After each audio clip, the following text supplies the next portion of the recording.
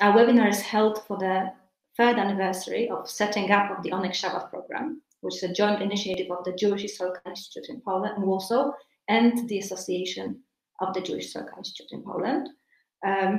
Oneg Szabat Program is a program which is aimed at disseminating knowledge regarding the work of Oneg Szabat, commemorating its members, and also making documents related to Oneg Szabat available to everyone. And for this reason today, I will speak to Professor Paweł Śpiewak. Nice to see you. Who is a sociologist, a historian of ideas, an author of numerous books, and also the director of the Jewish Historical Institute in Warsaw since 2011. And also, and that's a key element here, a curator of our permanent exhibition, what we've been unable to scream out to the world, which is dedicated to Oneg Szabat, and also of the future exhibition, which we'll be also speaking about, which opens next month, and which looks at the history of the Warsaw Ghetto through personal documents. So we'll be speaking about this as well. And also, my name is Katarzyna. Let me say one word. Yeah. I have to introduce Katarzyna Person. She's an excellent specialist on the history of the Warsaw Ghetto. Her book on the Jewish police in Warsaw Ghetto was just published, and we was very warmly welcomed by the historians and by the different milieu, political one, social one. So it is a really great, very important book. And she also published book on the DP camps. It means on the people who after the war who found themselves in the occupied Germany, in the displaced people camps. Fantastic book, and thanks to these books, he was rewarded a special scientific. She got his special scientific position, and also I have to add one thing more. Katarzyna Person, she's the editor of the English edition of the Ringelblum Archive. So thanks to her work and thanks to her efforts as a translator, as the editor, as a reviewer, she's making a great work disseminating knowledge on the Oneg Szabat in English language. And this is also part of the Oneg Szabat program. So yeah. It all comes together. And one last thing I have to say before we start is that there is a chat box or a question box where you're able to write questions. We'll be speaking for some time, and then we'll have a question and answer session. So please ask your questions. Yeah. Okay. So we'll start with my question, though. So we will exchange the question, I understand. We'll exchange questions. Great. We will start with my question, though, on about your time as a director of JIG, so 9 years now. And it seems that really a key theme in what you've been doing has been Oneg Szabat, and really what JIG has been doing in terms of education, commemoration, outreach, research as well. So my question is, why this part of Jewish history in Poland is so important for you? Why is it so important for JIG? Yes. Behind of me, you will see the Polish edition, edition of the Polish translation into Polish, the Ringelblum Archive, this white blue books which are standing behind me, and we edited around now 37 volumes, and one volume more will be edited soon. So great work was done by our historians, different specialists from all over the world, Poland, who are making the translation of the Yiddish, mostly of the Yiddish text into Polish. Great work was made by the people who prepared the manuscripts and also by the people who are doing historical work mostly. It means it is really critical, deeply analyzed books with a wonderful, very important introduction to every book. I'm very proud of this work. I could call it kind of the monument important as a legacy of Ringelblum Archive and also the legacy of Jewish Historical Institute. I have to stress that 21 years ago, UNESCO awarded 3 documents with the title Memory of the World. First was the book of Copernic, De Revolutionibus Orbium Celestium. Second one was the manuscripts of Frédéric Chopin. And third, it is Ringelblum Archive. So I think that it is a very symbolic element. It belongs to our common heritage, to our common memory.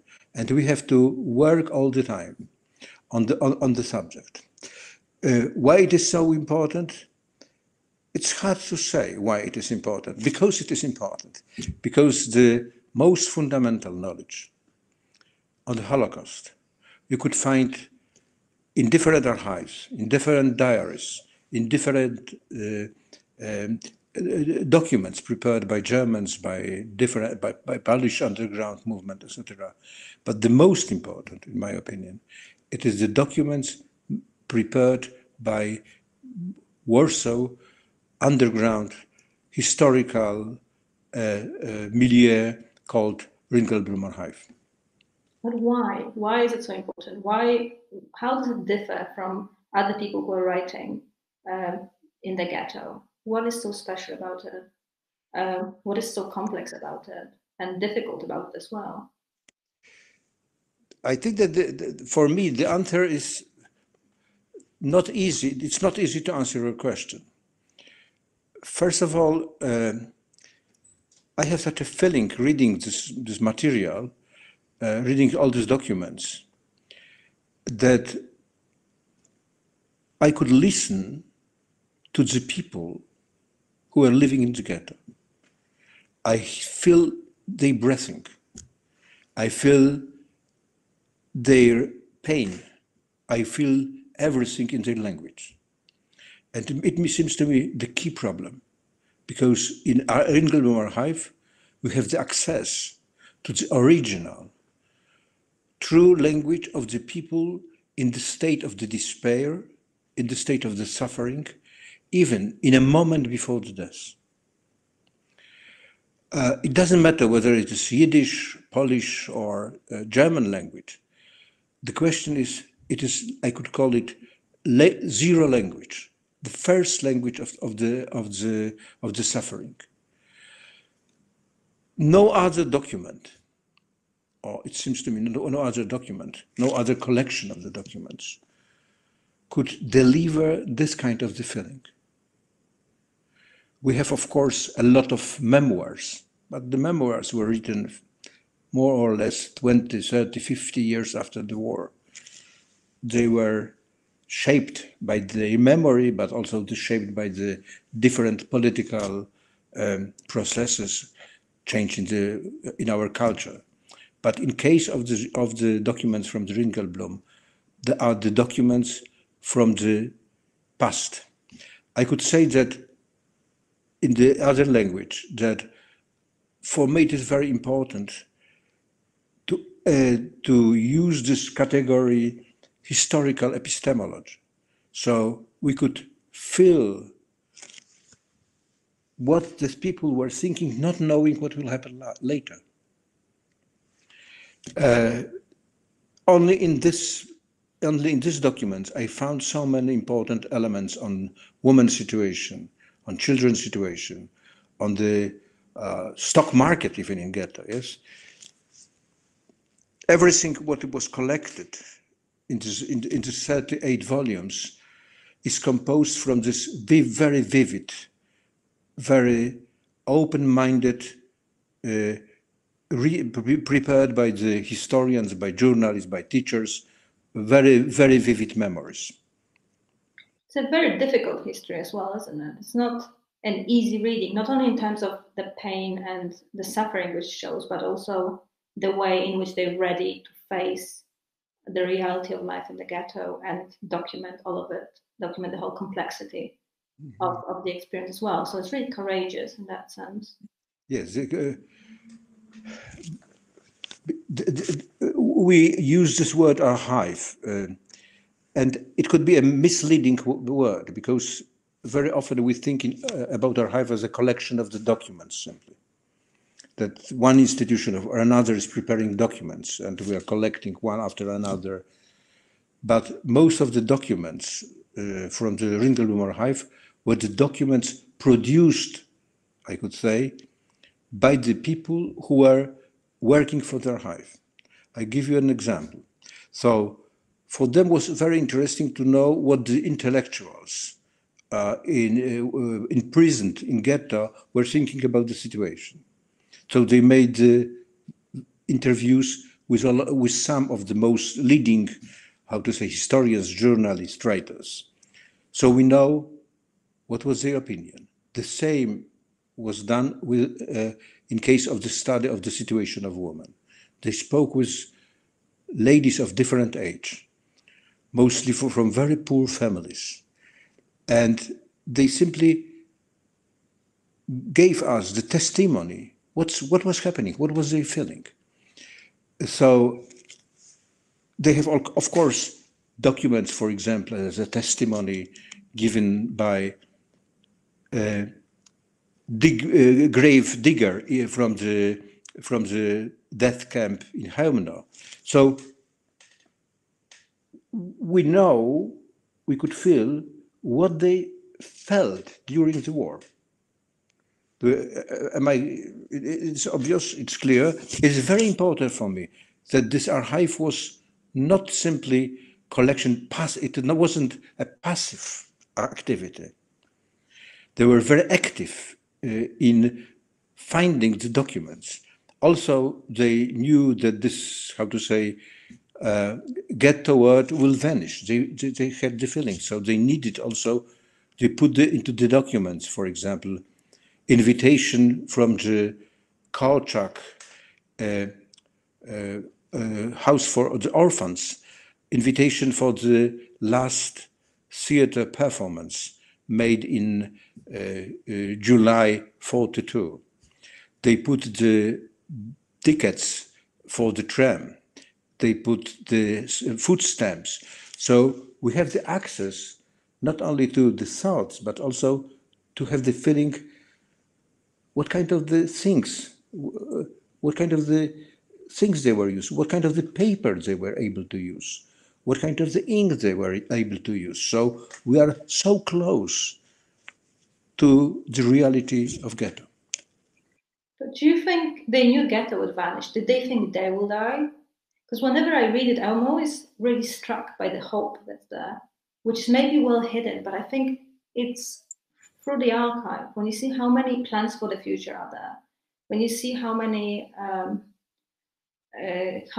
projects for future education of children, for what to do with the youth, what to do with all those people whose lives were affected by the ghetto after the war. I think there is this hope in it, despite everything. Do you think so? I am not sure whether the word hope, it is a good word. But rather, even if they were in the state of the despair, or they were so close to the death of other people, always we are thinking perhaps we will survive. And only in the moment when this great deportation started in July 42, they started to think it is the end. It is the end of the Warsaw Ghetto.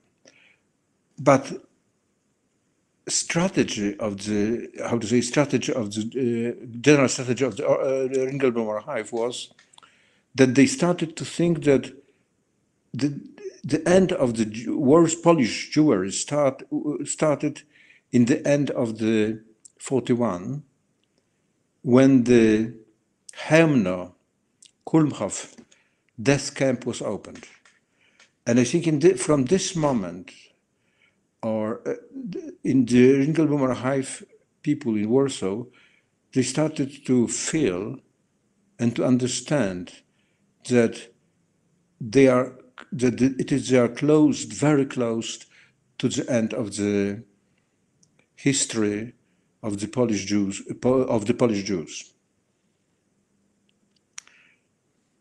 And another emotion I was thinking about, and this is, I think, quite clear in the exhibition, we'll talk about exhibition in a moment, is that need for revenge and anger, which I think is there as well. That really strong need to left a trace also as a way of rebellion, as a way of fighting. Yeah. Yes, I agree. I agree because the people, there were no possibility to fight against Germans. Only very few persons in 43 were able to collect some weapons. But for the first 2 years, it was out of imagination to fight. And the only way, as I understand now, and I hope that that I understand well also the people in ghetto, that the only way of vengeance, it was to remember, to prepare the memory. And it's not only due to the fact that the idea of memory or experience of memory is so important for the Jewish people in general, in Bible, in the Jewish in Jewish religious tradition, but it's also the part of our everyday life now. And the only way to overcome the tragedy of the Jewish people was to give the testimony what was happening. And it was not only, I could say, professional need, but it was the vocation. And if we are going through the book of Gustawa Jarecka, she was working as one of the secretaries in the Judenrat. She was writing that our writing, our work for the Ringelblum Archive, it is the only way to justify their own lives. So it was very existential, very personal experience. How to react on the suffering of other people. Yes, I think it is very important what you said. And I think it also comes through very nicely during the exhibition that need to remember and commemorate is really important here. And the way in which our publication as well is a commemorative act. The fact that we have... Yeah, yes. I think that the exhibition, when I started to work, it was, I think, 9 years ago, and I'm very close to the end of my work. The first thing was, the first idea I had in my mind, except that we have to edit this 37, 38 volumes of Ringelblum Archive. It was to build a real exhibition devoted to the memory of those people who are doing, who done this great work, great job. In the first moment, we were thinking that we will make the exhibition on the Ringelblum Archive general, but it is impossible in case of our institute. Our possibility, how to say, we have very small. It is very small building, so we had only 200 square meters to build an exhibition. It's nothing. So we decided on that we could show not only the part of our, how to say, part of the documents from the Ringelblum Archive, but mostly we have to remember the people, that we have to answer for ourselves why, in the state of the radical suffering, they decided on they must collect this document. They must fight for the memory. I think that the title of the book written by Kassow, title taken from the Ringelblum words, Who Will Write Our History? It was the main moral motivation of those people. I think And it was the idea, it was my idea, that, that this exhibition should be built, should be built around it should be very personal. It means we have to learn whom was Rahel Auerbach, who was Kohn, what kind of the work was done by the Rabbi Huberband and others, because also it's very important that we have to remember not only the books, but we have to remember the people who prepared these books. And we have to remember their courage and their very professional, I could say, activity during these awful times. For those who haven't been to the exhibition, one of the main elements of it is a big table, which is the Oneg Shabbat table, where I know that you like to start when you show people around. And it has little bios of those who are involved in it. And I think it shows really clearly also how diverse this group was, how very different people were united in Oneg Shabbat. And I remember that we worked more than 1 year preparing the biographies of those people, because it was very complicated. So we got some help from Israel, from the families, but it was complicated because, for example, what we could write about the 18 years boy, Nahum Grzywacz, who was done fantastic work. He left us with his testimony. What we could write about him, how we could present him. He was so young. But we found some documents, and also thanks to the work of Katarzyna Person. So thanks to that, we have this personal knowledge about these people. It is definitely a very important part of the exhibition. Because this whole complexity, I think, is probably the key here, isn't it? That we have a very diverse group of people who then are able to reach a very diverse group. And in terms of commemoration, it allows us to really hear voices and get names as well, remember names of people who otherwise would never reach us. Yeah. So the last decision was not only to show who made this archive, how difficult it was to prepare this archive, what kind of the efforts were needed to prepare these documents, but we wanted to show also the history of this archive, how it was put into the graves, I could say, and how it was found after the Second World War, and how the Institute was working on these documents for the last 70 years. Because these documents were very much destroyed by during the war, so it needed a lot of effort to restore the documents. It was very technical, very difficult job.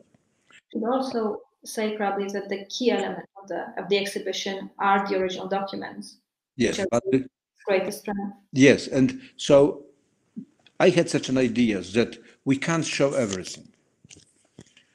It is impossible. We can't even show the documents from very different origin.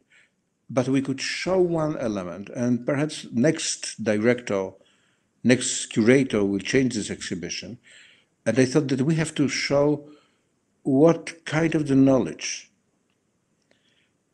people inside the Warsaw Ghetto had about the Shoah, about the going on process of the mass killing of the Jews. As we know, the Warsaw was isolated from Warsaw Ghetto was isolated from other ghettos, and it was very hard to get the information what was going in small cities. But still, the leading, historians, the leading activists, were able to find the documents about the death camp in Bełżec, death camp in Sobibor. They were able to find the documents and witnesses or testimonies from, for example, from the Rovne city, where Germans killed, I think, so far as I understand, 18,000 people in 3 days. They were able to collect the different kind of the letters from around Poland, sent to the Warsaw Ghetto, and these letters were showing the situation, were giving the very important information. Some emissaries were sent from Warsaw Ghetto to the other cities to learn what is going on in other parts of Poland. So I understand that this effort to know, to inform the people, and to inform the world was very important motive of the people from the Warsaw Ghetto. We are presenting the documents prepared by Emanuel Ringelblum from his diary from the June 42, where he was writing how proud he is that these documents prepared by his people, by his colleagues, were sent to London, and they were presented by the British radio BBC. It was a great achievement for him. So this is where the title of the exhibition comes from as well, isn't it? Yes. Yes. Mm-hmm. So we decided on to show the different kinds of documents connected with mass killings in Lublin, in Vilna, in other places, but also it was very important for me to present the documents from the Treblinka. We know that few persons escaped from Treblinka and returned to Warsaw Ghetto, and some of them gave the testimonies, so important for us. I think that the book prepared by Rachel Auerbach, testimony of Jakub Krzepicki, it is one of the most important documents in the history of the Second World War. I hope it will be translated not only in English, but also in other languages. It is a testimony from the hell. Those documents. A testimony. Of course, we have different memoirs from Treblinka, but his testimony is so tense, and it was written few days after escape from Treblinka. He had so vivid memory, and okay. And you can also see it in the document as well, of course, because these are not just documents; they are artifacts as well. And seeing the way it's written down, the way it's recorded, adds another dimension to it, undoubtedly. Yeah. And I will add one thing element. For me, because I'm very much interested in the religious thought, also it was important, how to say, question how the people in ghetto, part of them were very religious, part of them, how they reacted, how they were praying to God. What kind of the question they had. The most important document are not only the document by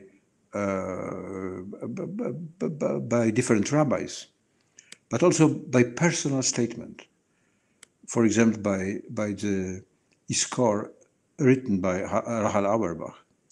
But really of the greatest importance is a book of Rabbi Kalonimus Shapira. It is the book called Eish Kodesh, Holy Fire. I think that it is a theology, it is a so imaginative thought. So we could, till now, we have to study it and to think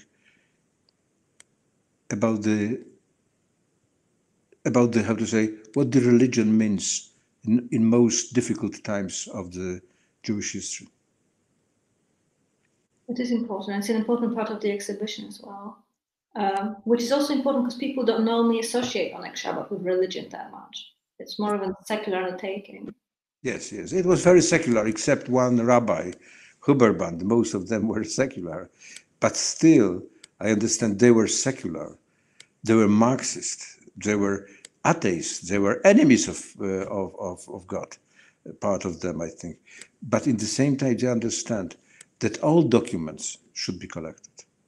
Not only the documents which are proving that they were right as a Marxist during the war, but also the documents which are showing another point of view and another opinions on the situation. So in this sense, Ringelblum Archive, it's a really archive pluralistic. It means that every writer, every person who were preparing a document was able to keep its own voice and got the right to present its own point of view. It is for me so important because thanks to it, we could know better, because the same situation is described from different angles, from different by very different historians, different writers. And those different voices are also very important in the new exhibition, which is opening next month. And we spoke about it a bit, and I know that's very important for you. And yes, it is. I hope that it will be good in the exhibition. We are using three kinds of the documents, three kinds of the, I could call it documents. First of all, we are using the photographies made mostly by the Jewish photographers. There are very few photographies made not by Germans or by Poles, but by Jewish photographers. So far as I know, only one person was allowed from the had a right to make these photographies, and this, how to say, permission was given by the Judenrat. Third element, there are the drawings, well, fantastic drawings, made by the Jewish artist on the very strange paper with utensils, with pencils, which are, I don't think that they were right for this kind of the drawings, but they are simply sketches, so expressive, so important. And third element are testimonies. And the testimonies will be presented not as a, how to say, something which is put on the wall, but will be read by the best Polish actors. And because they are read by the Polish actors, by the fantastic Polish actors, they are so strong. I read them several times. You know, I read it, my eyes read it, this text. But when I'm hearing these documents, it's completely new dimension. So I think that we are using different, how to say, documents. And one element will be also very important. We found the only Polish film made by the Polish filmmaker during the war, and which was documenting the Warsaw Ghetto. It is 3.5 minute long movie, but it is absolutely great document.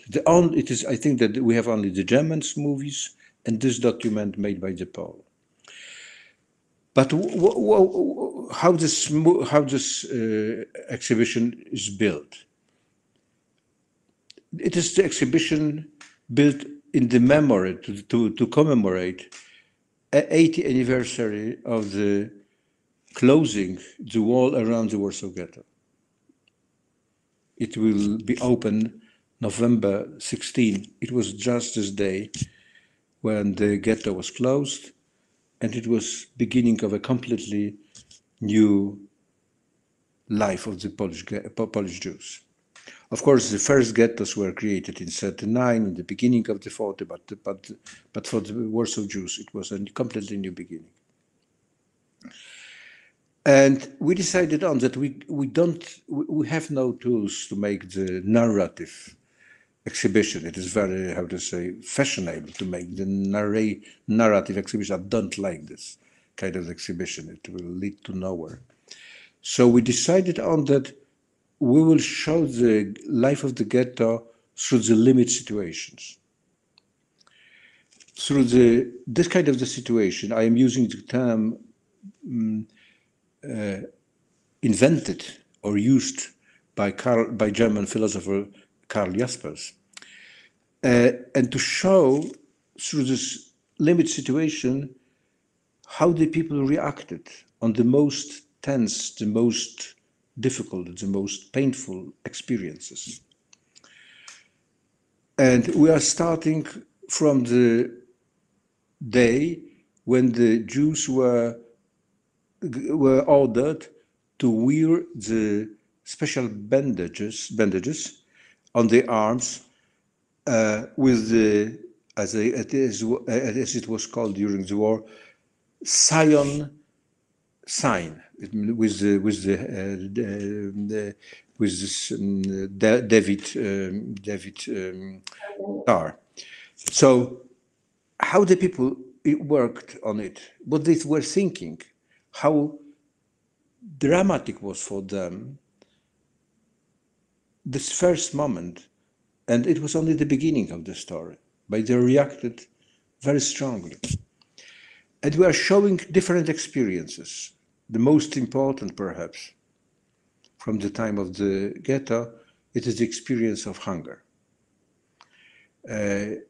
Because of the hunger, died in Warsaw Ghetto 80,000 or even more people, yes? So to describe, to show what the hunger was, it seems, I had such a feeling that it is so important.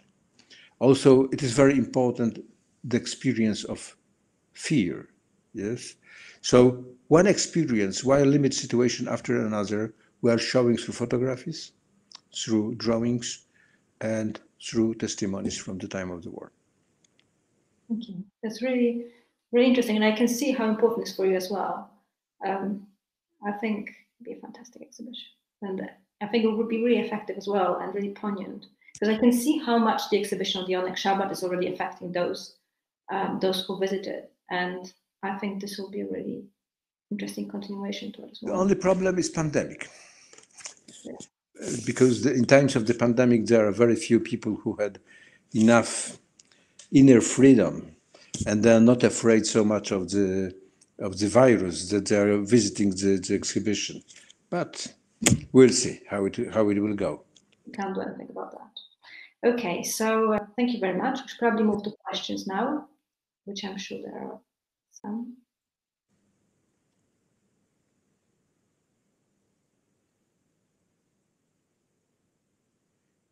That is a great question, and I don't know the answer to that. Do you? Speaking honestly, I don't know the name of this filmmaker, but I don't remember now. But I could check, and if you don't mind, I will answer you on your question. If you will send me the question on my by mail, okay? It means this is my address is PSPIEWAK and dot, yes, and later on JHI.pl. And I'm sure we'll have webinars or meetings regarding this new exhibition as well, closer to the opening as well. So I'll probably mention that as well.